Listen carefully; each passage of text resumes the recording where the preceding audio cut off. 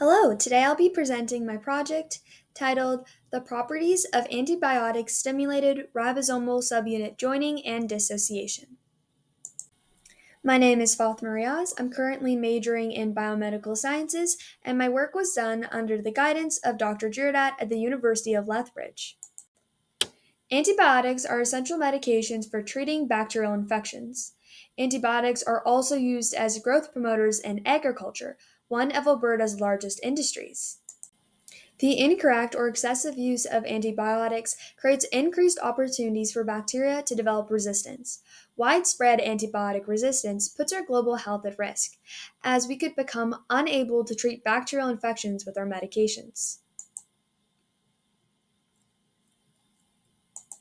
Ribosomes are macromolecules that create proteins. The bacterial ribosome is composed of a 30S and 50S subunit that form a 70S ribosome. Once the protein is fully formed, the ribosome must dissociate to release the protein for use in the cell. Interfering with either dissociation or association of subunits would be lethal to bacteria cells. In my project, we will see if antibiotics have either effect. Potentially, an antibiotic could bind onto one of the subunits, blocking the other subunit and thereby preventing 70S assembly. On the other hand, antibiotics can impact the thermodynamics of ribosomal subunit dissociation. By affecting either the enthalpy or the entropy of the process, ribosomal subunit dissociation can become energetically unfavorable, thereby locking the protein in the ribosome and halting protein synthesis. The purpose of the study is to see if antibiotics can inhibit the rate and extent of ribosomal subunit association and to see if neomycin can impact the thermodynamics of ribosomal subunit dissociation. This is a general outline of my methodology.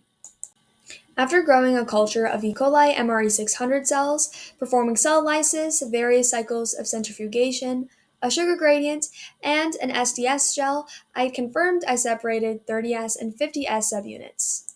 Stop flow instruments are typically used to measure the fast kinetics of protein folding or rapid chemical reactions. However, we can adapt their use in order to study drug binding. Stop flows measure the rate of light scattering as product is formed. So here are some of the results we get straight out of the stop flow. You'll see it's a reaction trace. Over time, more and more light is scattered until it reaches a point of chemical equilibrium. I want to draw your attention to tetracycline. This antibiotic can reduce the amount of 70S formation by half. This is a significant hit to protein synthesis and a new mechanism of action. Neomycin was also discovered to have a novel modality of reducing the rate of subunits joining. To further investigate tetracycline's effects, we performed stop flow assays at various concentrations. We see that tetracycline continues to decrease ribosomal subunit joining as its concentration is increased. To study subunit dissociation under the presence of neomycin, we performed stop flow assays at various temperatures.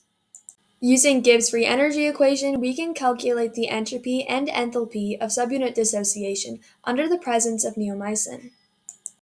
Looking at this Aring-Polanyi graph, we can see that subunit dissociation in complex with neomycin is entropically dominated. However, the values for entropy and enthalpy with neomycin are not significantly different from those without the presence of any antibiotic. This tells us that right now our antibiotic neomycin does not affect the thermodynamics of subunit dissociation. We have discovered a new mechanism of action for tetracycline, which prevents subunits from associating. We have also discovered a new modality for neomycin, in which it slows down the formation of 70S ribosomes.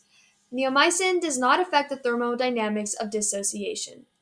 The real-life applications of findings from our study is that we have created a tool for pharmaceutical scientists to screen new molecules for antibiotic properties.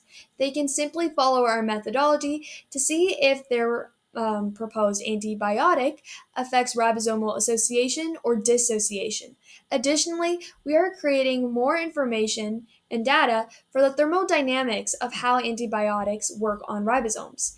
And this information will help inform smart, targeted drug creation and help amplify these effects in future antibiotics. Thank you very much.